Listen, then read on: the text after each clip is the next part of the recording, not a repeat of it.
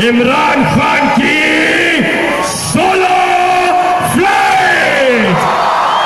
अर्श वाले मेरी तौकीर सलामत रखना। फर्श के सारे खुदाओं से उलझ बैठा हूं। इमरान खान का मुकाबला इन धरती के तमाम खुदाओं से है जो धरती के फिरौन, धरती के खुदा बने बैठे हैं। ये मुफाद परस्त टोला एक तरफ, इमरान खान अपनी आवाम के साथ एक तरफ। तैयार रहना पाकिस्तान, तैयार रहना।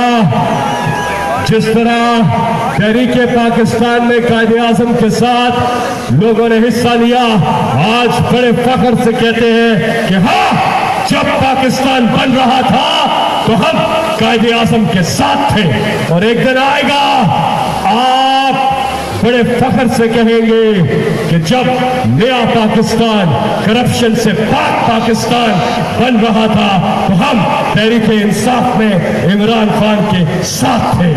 पाकिस्तान की आन है आप, पाकिस्तान की शान है आप, पाकिस्तान की पहचान है आप, पाकिस्तान की जान है आप, पाकिस्तान के कप्तान है आप, पाकिस्तान के खान है आप। इमरान खान है आप।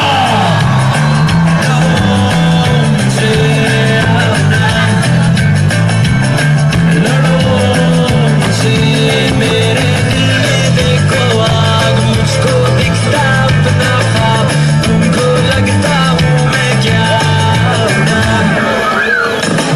है दुआ मेरा, सर पे मेरे बस है काम, आओ ना लड़ो मुझे, लड़ो मुझे।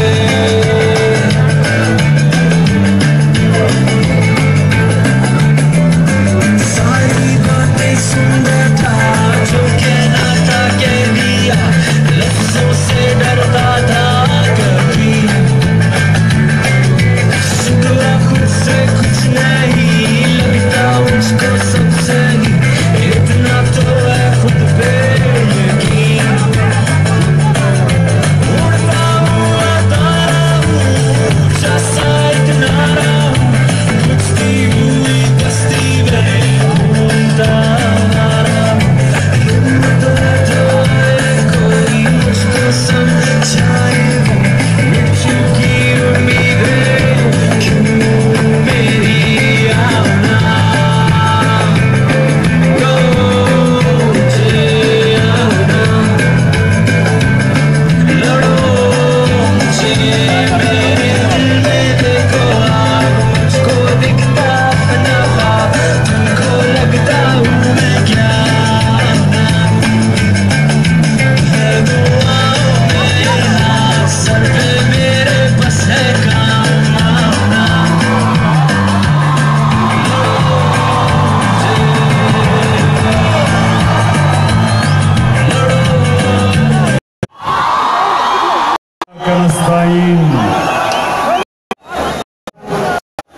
किसी ने इस तरफ नहीं आना और उधर भी आपने सबका प्रोटेक्ट करना है। खामोशी। एक तो स्टेज पे भी जलसा चल रहा है, मैंने वो स्क्रीन पे आपको बड़ी मजेदार चीजें दिखानी है, लेकिन वो कैसे होगा अगर पीछे जब तक वो बैठे ना पीछे। अच्छा जी, सबसे पहले मैं आप सबका शुक्रिया अदा करता हूं। शुक्रिया अदा इसलिए करता हूं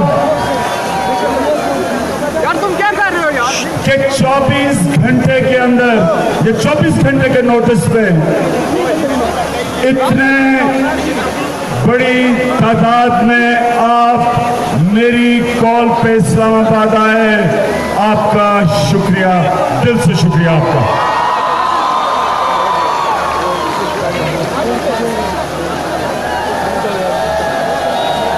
अच्छा, मैं अब जरा आपने मेरी बातें बड़ी खामोशी और गौर से सुनी।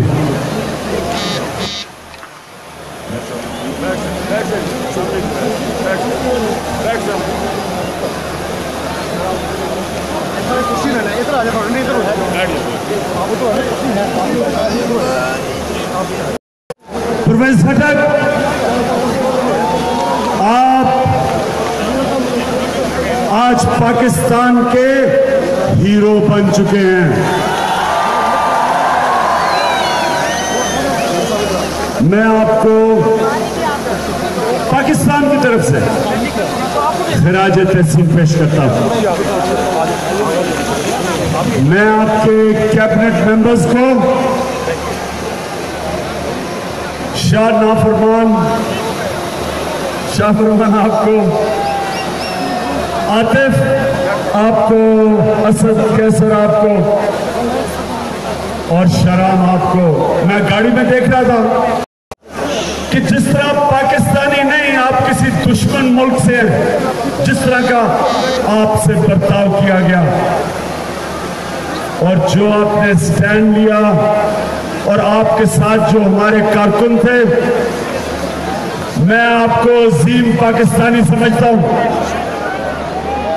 क्योंकि इस तरह कौमें बनती हैं, कौमें स्टैंड लेके बनती हैं।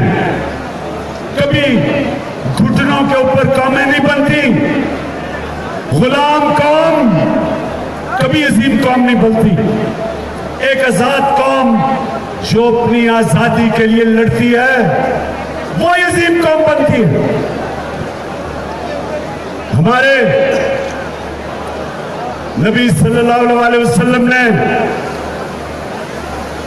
उन्होंने हमें एक मिसाल दी। उन्होंने एक आजाद कौम मदीना की रियासत में बनाई, इंसानों को इकट्ठा किया, कबीलों को इकट्ठा किया, एक नजरिया दिया और सबसे बड़ी बात, इंसानों को अदल और इंसाफ का निजाम देके आजाद किया। अदल और इंसाफ एक कौम को आजाद करता है और आजाद कौम एक अजीम कौम बनती है। तो परवेज खटक, आपने जिस तरह की शेलिंग आपके ऊपर हो रही थी, जो स्टैंड आपने लिया, जिस तरह आप बैठे रहे, और अगर मैं आपको सुबह के 6 बजे टेलीफोन करके ना कह वापस जाओ, क्योंकि मुझे डर था कि अब यहां खून होगा, मुझे डर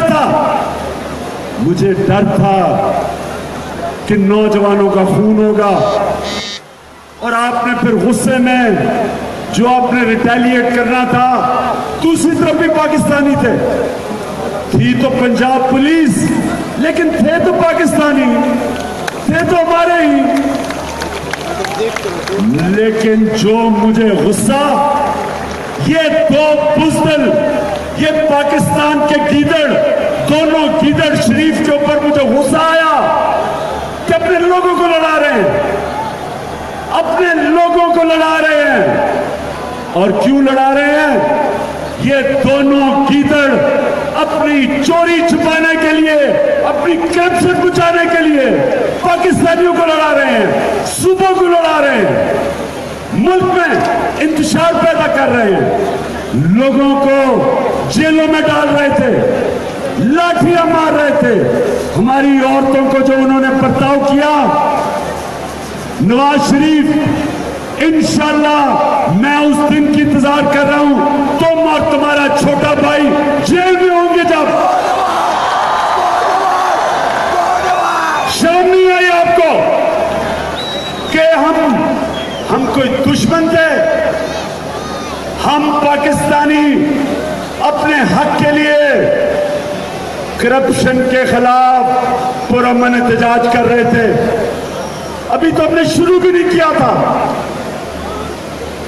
20 साल में मुझे बताएं कि कभी तहरीक इंसाफ ने इंतशार की सियासत की हो, कभी हमने कोई असला उठाया हो और यहां झूठ बोल रहा था। ये दोनों, ये मियां पैनमा शरीफ और इसका छोटा भाई ड्रामा शरीफ,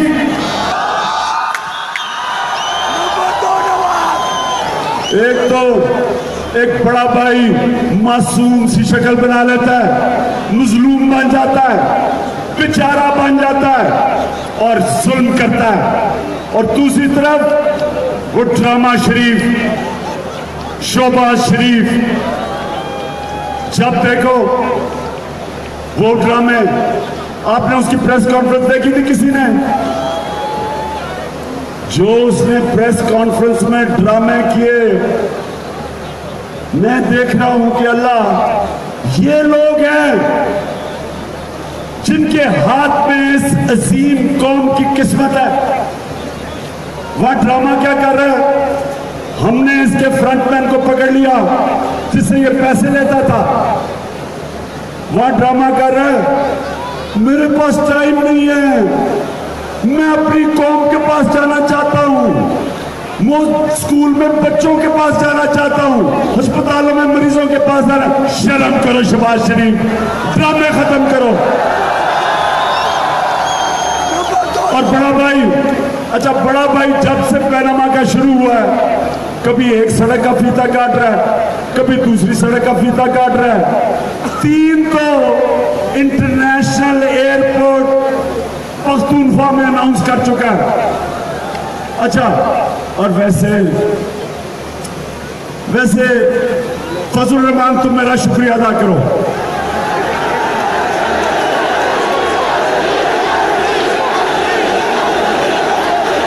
तुम्हें पूछता कौन था? मेरी वजह से कभी नवाज शरीफ पूछ रहा है, कभी तुम्हारे साथ जलसे करवा रहा है, हाँ पैसे दे रहा है फजल रहमान को। फजल रहमान अभी तक तो डीजल के परमिट पे पैसे बनाते थे, अब तुम, जब से मैंने डराया नवाज शरीफ को, उससे भी और पैसे ले रहे हो तुम। उसके बाद असफंदियार, तुम क्या ड्रामे, ये क्या स्टेटमेंट दे रहा है असफंदियार? मुझे इसकी समझ ही नहीं आती पॉलिटिक्स की। एक तरफ सीपे के कह रहा है कि नवाज शरीफ पख्तूनख्वा का हक मार रहा है, और दूसरी तरफ जब मौका मिलता है कहता है नवाज शरीफ को किसी ने हटाया, किसी की बात की जरूरत नहीं है। असफंदियार, ये आप क्या कर रहे हो? अच्छा, और फिर खुर्शीद डबल शाह, उसको समझ नहीं आ रही क्या कहे। अब ये जरा सुने, पहले कहता जी पार्लियामेंट में मसला हल होगा, पार्लियामेंट में मसला नहीं हल हो रहा था। हमने कहा 5-6 महीने के बाद जब मसला न हल हुआ, हमने कहा हम सड़कों पे जाएंगे। कहता जी 16 फ्लोट कर रहे हैं, सड़कों पे जा रहे हैं।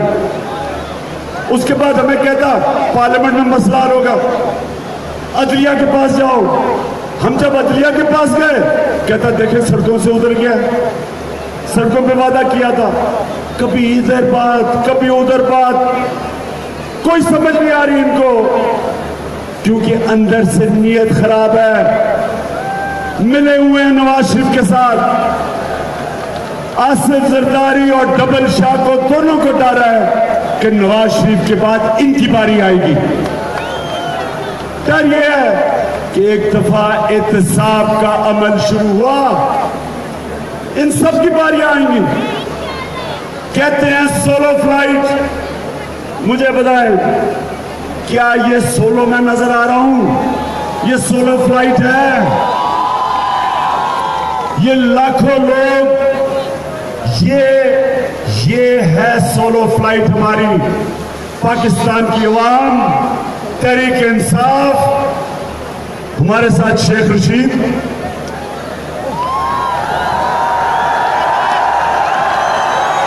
वैसे उन्होंने कहा हथियार लेके आ रहे हैं, हथियार लेके आ रहे हैं जनाब, पख्तूनख्वा के लोग हथियार लेके आ रहे हैं। मैं अब सोच रहा हूं कौन सा हथियार अभी तक नजर आया है? मुझे तो एक ही हथियार नजर आया है, शेख रशीद का सिगार।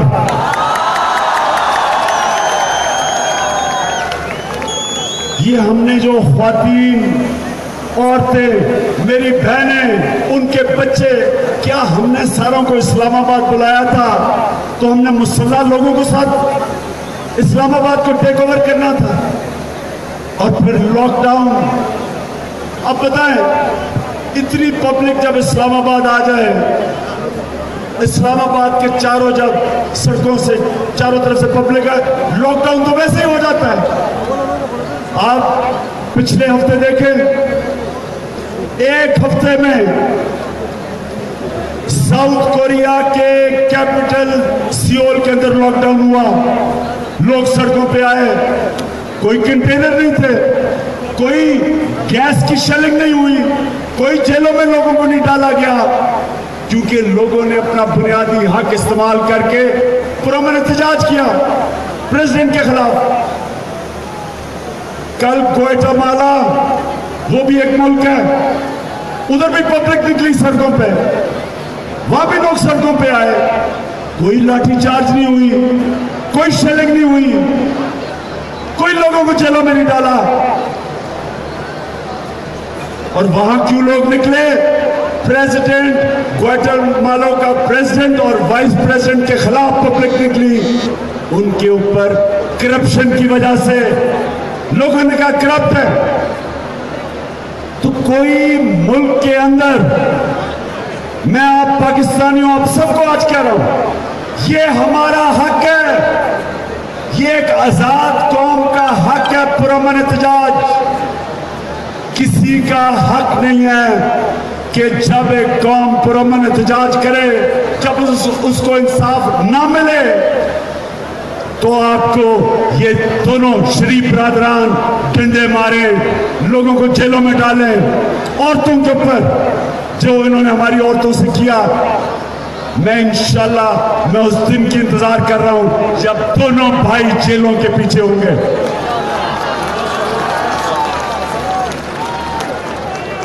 मुझे बड़ी खुशी हुई सुप्रीम कोर्ट के जजेस ने जो कहा, ये सुन लो बातें।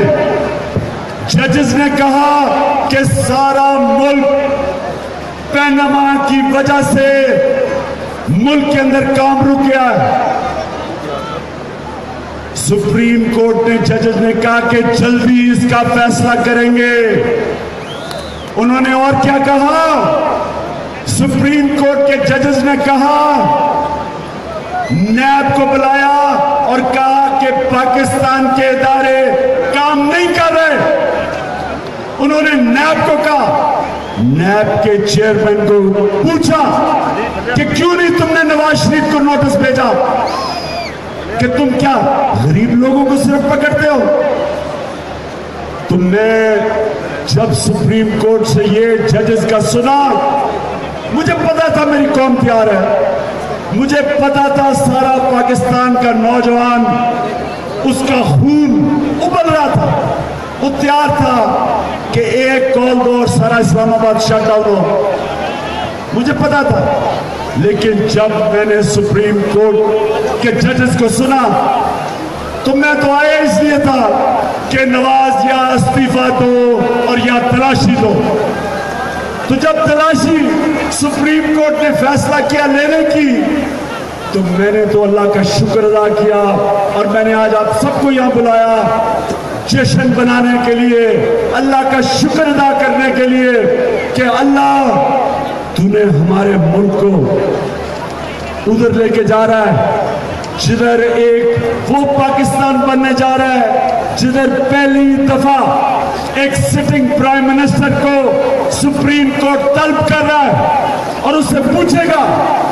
जजेस ने ये कहा कि जजेस ने कहा, ये सुनो, उन्होंने कहा कि नवाज शरीफ तुमने कहा था मैं एहतसाब के लिए तैयार हूं, हाँ हम तुम्हारा एहतसाब करेंगे।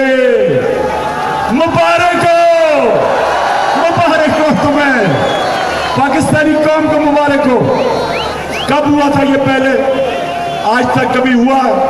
आपने तमाशा देखा पिछले 8 साल में क्या होता रहा? पिछले 8 साल में ये हुआ कि आसिफ जरदारी और नवाज शरीफ ने चार्टर ऑफ डेमोक्रेसी के नाम पे चार्टर ऑफ मुकमुका किया। दोनों ने फैसला किया कि हम एक दूसरे से नूरा कुश्ती खेलते रहेंगे। तुम मैं सेंटर में और सिंध में पैसा बनाऊंगा, तुम कुछ ना कहना। तुम पंजाब में पैसा बनाओ, मैं कुछ नहीं कहूंगा। अगली बारी तुम सेंटर में आ जाना, तुम सेंटर और पंजाब में पैसा बनाना, मैं सिंध में पैसा बनाऊंगा।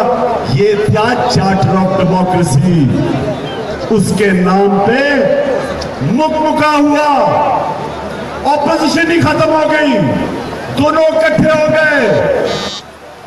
दोनों ऑपोजिशन का काम होता है, गवर्नमेंट जब करप्शन करे अपनी आवाज बुलंद करे, गवर्नमेंट कानून तोड़े आवाज बुलंद करे, तो जब ऑपोजिशन और गवर्नमेंट मिल जाए डेमोक्रेसी खत्म हो जाती है।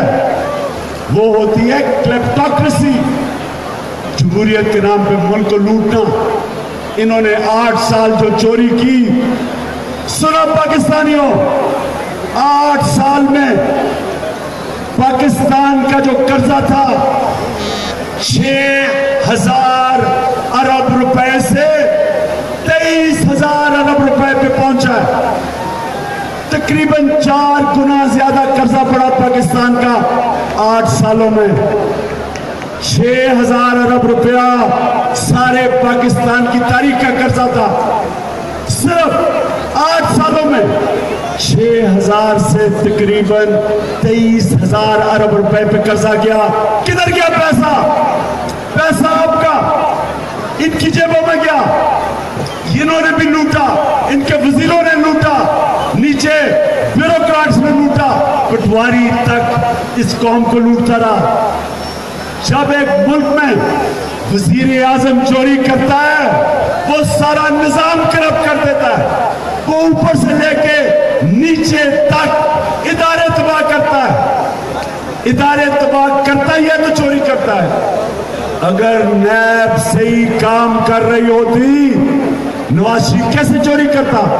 लिहाजा आसिफ जरदारी और नवाज शरीफ ने फैसला किया, अपना हम नैब का चेयरमैन लगाएंगे, अपने इलेक्शन कमिश्नर बनाएंगे, अपनी केयरटेकर गवर्नमेंट लेके आएंगे, आपस में मिलके पाकिस्तान का बंदरबांट करेंगे। और ये बंदरबांट हुई है, मुकमुका हुआ है, मिलके इन्होंने मुल्क लूटा है। जब तक एक मुल्क के इदारे ठीक नहीं होते, जब तक इदारे मजबूत नहीं होते, ये मुल्क कभी आगे नहीं बढ़ सकता। और मुझे खुशी हुई कि सुप्रीम कोर्ट के जजेस ने कहा कि पाकिस्तान के इदारे नहीं काम कर रहे। जो मैं कह रहा था कि पाकिस्तान के इंसाफ के इदारों ने काम नहीं किया, इसलिए सड़कों पे आए थे। अगर नैब काम कर रही होती, अगर FBI काम कर रही होती, नवाज शरीफ पकड़ा जाता, आसिफ जरदारी पकड़ा जाता, इनके वजीर पकड़े जाते। लेकिन जान के मुकमुका करके इन्होंने इदारे तबाह किए। जान के इदारों के ऊपर ऐसे लोगों को लेके आए जो ना उसको पकड़ते, जरदारी को ना नवाज शरीफ को।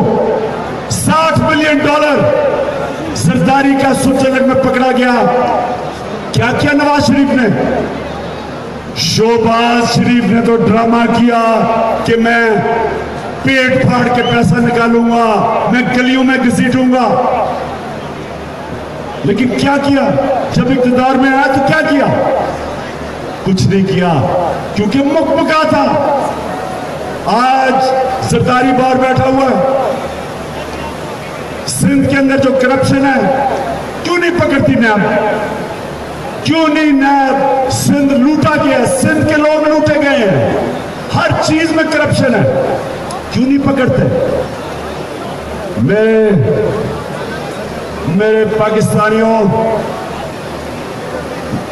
ये एक अजीम मुल्क है, ये कभी ना भूलना। आप एक अजीम कौम हो। जिस तरह आज आप निकले हो, एक जिंदा कौम ऐसे निकलती है। हम एक अजीम कौम इंशाल्लाह बनेंगे। ये एक अजीम कौम बनेगी, और ये बनेगी तब जब हम ऊपर से बड़े बड़े डाकुओं का एहतसाब करेंगे, ये ज्यादा से ज्यादा इस मुल्क में, ज्यादा से ज्यादा इस मुल्क में 5-10 हजार ऐसे लोग हैं, 5 से 10 हजार लोग हैं जो इस मुल्क का खून चूस रहे हैं। आप हमने जिस दिन एक मजबूत नैब बना के, एक मजबूत एहतसाब बना के ये बड़े बड़े डाकुओं को पकड़ लिया, इंशाल्लाह आप देखेंगे जितनी तेजी से ये मुल्क तरक्की करेगा। जाओ पैसा बैरून मुल्क पाकिस्तानी यहाँ सरमायाकारी करेंगे, इस मुल्क में नौकरियां मिलेंगी, खुशहाली आएगी। ये मुल्क अजीम मुल्क तब बनेगा जब इस मुल्क में करप्शन की कैंसर को हम काट के निकालें। कैंसर तब, करप्शन की कैंसर तब खत्म होगी जब हम इस मुल्क के इदारे मजबूत करेंगे। और सुप्रीम कोर्ट ने यह कहा, जिसकी वजह से मुझे खुशी हुई सुन के, उन्होंने कहा कोई पाकिस्तान के इदारे काम नहीं कर रहे। उन्होंने नैब वाले को जो कहा, अगर नैब के चेयरमैन में थोड़ी सी भी शर्म हो, रिजाइन करो, शर्म करो जो सुप्रीम कोर्ट ने आपके मुतालिक किया। लेकिन शर्म है ही किसी में नहीं, जब प्राइम मिनिस्टर में ही शर्म नहीं है। अब सोचे प्राइम मिनिस्टर का ये हाल है, वो जिधर जाता है सड़कों पे आवाज है, गली गली में शोर है, ये आवाज नहीं आई, गली गली में शोर है। अब मुझे बताओ कि किसी के मुताल्लिक कोई ये कहे और वो इस्तीफा भी ना दे। अब सुप्रीम कोर्ट में जो केस शुरू हो रहा है नवाज शरीफ का, क्या नवाज शरीफ तुम्हें इस्तीफा नहीं देना चाहिए? पता है इस्तीफा देना चाहिए नहीं? जब इनके एक वजीर राना मशहूद का नाम आया करप्शन में, उसने इस्तीफा दिया। जब वो एक इनका और मुशाहिदुल्लाह वजीर था, उसने कोई कुछ बात की फौज के खिलाफ, इस्तीफा दिया। अभी परवेज रशीद, उसको इस्तीफा दिलवाया इंफॉर्मेशन मिनिस्ट्री से। तो नवाज शरीफ तुम्हारा भी तो वही हाल है, तुम्हारा सुप्रीम कोर्ट में केस लगा हुआ है, इस्तीफा दो, इस्तीफा दो। दुनिया में, जमहूरियत में एक ट्रेन का एक्सीडेंट होता है, रेलवे का वजीर इस्तीफा देता है, क्योंकि उसके कैसे इंक्वायरी होगी जब वो ऊपर बैठा हो? कैसे नवाज शरीफ तुम्हारे खिलाफ इंक्वायरी होगी जब आप इदारों को कंट्रोल करते हो? तो इंशाल्लाह नवाज शरीफ इस्तीफा ना भी दो, मुझे तुम्हारी सेंटर की विकेट उड़ती हुई नजर आ रही है।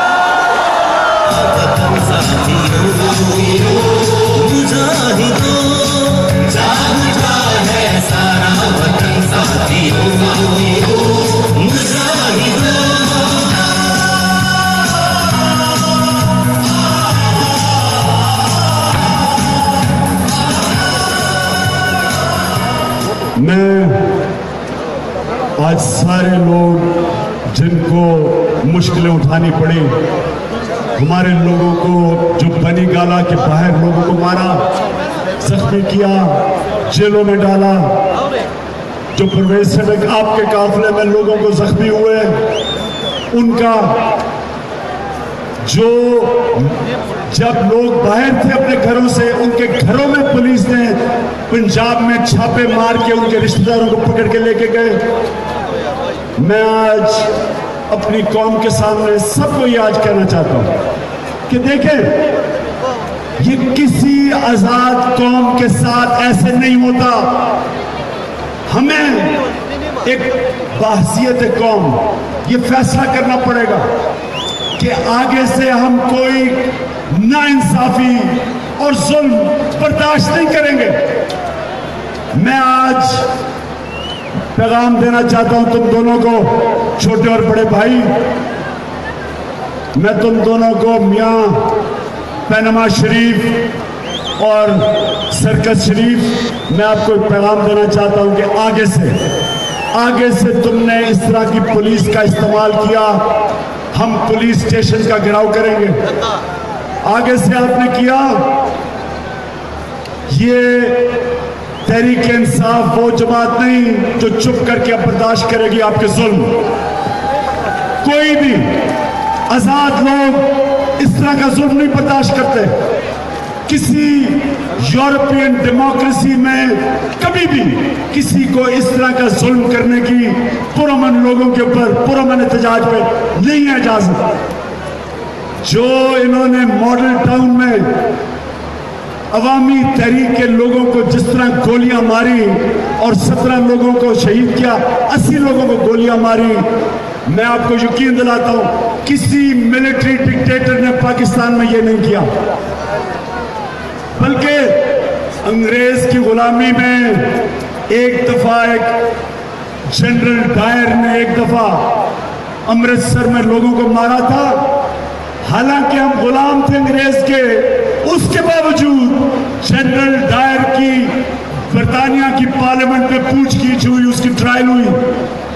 लेकिन यहां जिन लोगों ने गोलियां चलाई एक आदमी नहीं पकड़ा गया, और वो राना सनाउल्लाह जो लॉ मिनिस्टर था, जिसको शक्ल से मुजरिम लगता है, उसकी शक्ल देखो मुजरिम है वो, उसका यानी ये भी नहीं हुआ कि राना सनाउल्लाह के मुतल्लिक आबिद शेर अली का बाप कहता है कि इसने 17 कत्ल किए हैं, वो भी मुस्लिम लीग का है, वो कहता है 17 कत्ल किए। एक नून लीग का एमपी अपनी जान बचा के फिर रह के जी राना सनाउल्लाह मुझे कत्ल करना चाहता है, ये है लॉ मिनिस्टर। ये किस तरह के लोग हैं इस नून लीग के अंदर, मुजरिम पेशा लोग। इनका काम ही है लोगों को मराना, मरवाना, डराना, धमकाना। मैं आखिर में नवाज शरीफ आपको बस एक ही पैगाम देना चाहता हूं, ये पाकिस्तान बदल गया है, नया दौर शुरू हो गया है।